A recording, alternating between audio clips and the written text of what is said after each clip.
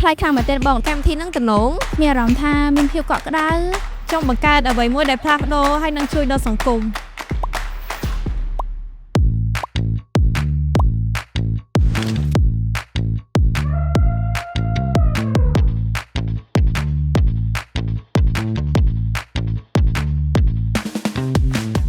សម្រាប់កម្មវិធីថ្ងៃនេះគឺខ្ញុំមានអារម្មណ៍ថាប្លែកខ្លាំងមែនទែនហើយខ្ញុំក៏ទទួលបានបទពិសោធន៍ថ្មីៗដូចជាយើងមានឱកាសក្នុងការឆ្លើយសំណួរ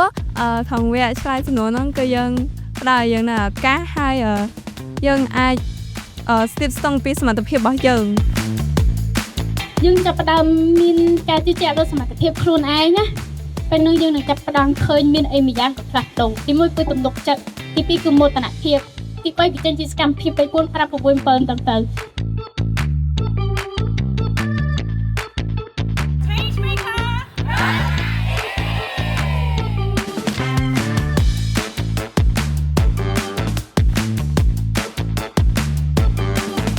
សប្បាយចិត្តនៅពេលដែលបាននិយាយអំពីបញ្ហាសង្គមទៅប្រាប់មិត្តភ័ក្តិយើងឲ្យមិត្តភ័ក្តិយើងជួយផ្សព្វផ្សាយបន្តទៀតយ៉ាងហោចណាស់ពីជំនាន់ខ្ញុំទៅពេលដែលខ្ញុំរៀនចប់ទី12ជំនាន់ក្រោយៗទៀតក្មេងស្រីឬក៏ក្មេងប្រុសក៏ដែរ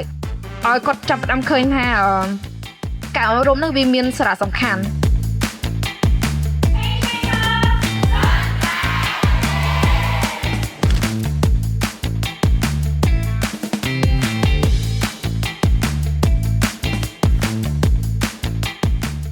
បងសូមឲ្យអ្នកទាំងអស់គ្នា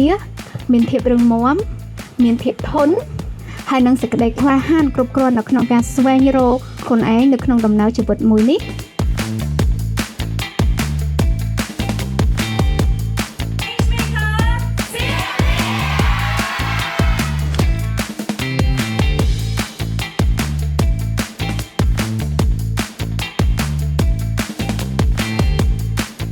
មកដល់កន្លែងនេះខ្ញុំចង់ប្រាប់អ្នកទាំងអស់គ្នាថា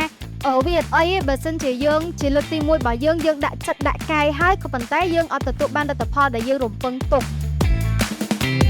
ឲ្យបន្ទុកបងឯង8 លើ 10 ហើយជា8បង10 លើ 10បង